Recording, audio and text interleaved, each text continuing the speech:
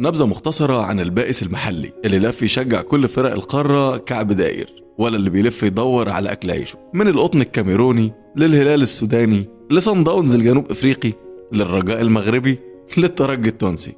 حاجة كده مأساة بكل ما تحمل الكلمة من معنى. قلناها قبل كده، أصعب شيء إنك تربط سعادتك بخسارة النادي الأهلي، لأنك وباختصار مش هتفرح كتير.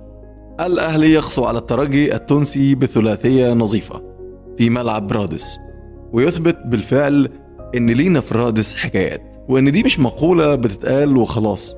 وزي ما في رباعيات الخيام، في ثلاثيات مارسيل كولر، في مباراة تخلص بأقل نتيجة ب5-0، لكن كولر كان أخد اللي هو عايزه من المباراة.